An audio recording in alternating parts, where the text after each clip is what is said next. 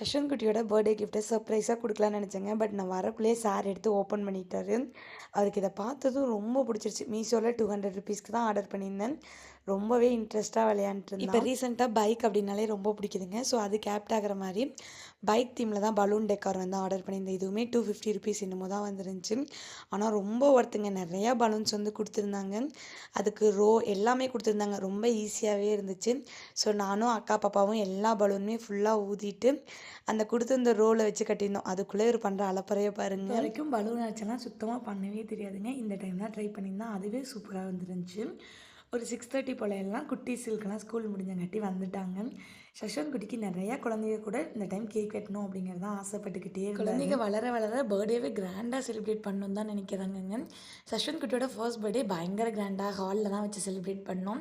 அதுக்கப்புறம்லாம் சிம்பிளாக தான் செலிப்ரேட் பண்ணோம். இப்போ தான் ஃபீல் பண்ணுறேன், அப்போ பர்த்டேவே சிம்பிளாக செலிப்ரேட் பண்ணி இன்னி வர பர்த்டேவெல்லாம் கிராண்டாக பண்ணியிருக்கலான்னு சொல்லி. ஏன்னா அறியாத வயசில் பண்ணி அதுகளுக்கு ஒன்றுமே தெரிய போகிறது கிடையாது. இப்போ ஃபோட்டோ காட்டினா கூட அது நான் கிடையாது, ஏதோ பாப்பா அப்படிங்கிற மாதிரி தான் சொல்லுவான். சூப்பராக கேக்கெல்லாம் கட் பண்ணதுக்கப்புறம் பெரியவங்க கிட்டலாம் ஆசீர்வாதம் வாங்கி ஒவ்வொருத்தங்க கிஃப்ட்டு, அமௌண்ட்டு இதெல்லாமே கொடுத்துட்டு இருந்தாங்க. சஷ்வன் குட்டியோட பர்த்டே ரொம்ப ரொம்ப சூப்பராக போச்சு.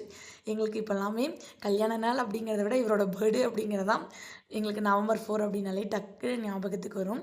நைட் டின்னர் அத்தை வீட்லேயே ரெடி பண்ணியிருந்தாங்க. சந்தகை, குலோப் ஜாமுன், பரோட்டா, இட்லி இந்த மாதிரி ஐட்டம்ஸ் எல்லாம் தான். எல்லாத்துக்கும் கையோட டின்னரும் வச்சு கொடுத்தாச்சுங்க. சஷன் குட்டி ரொம்ப நாளாக எதிர்பார்த்துட்டு இருந்த கிஃப்ட் இந்த பர்த்டேக்கு வந்திருக்கு. ஸோ அதனாலேயும் பயங்கர குஷி ஆகிட்டாரு. எவ்வளோ கஷ்டப்பட்டு அந்த பலூனெல்லாம் கட்டின கடைசியில் நிலமையை பார்த்தீங்களா?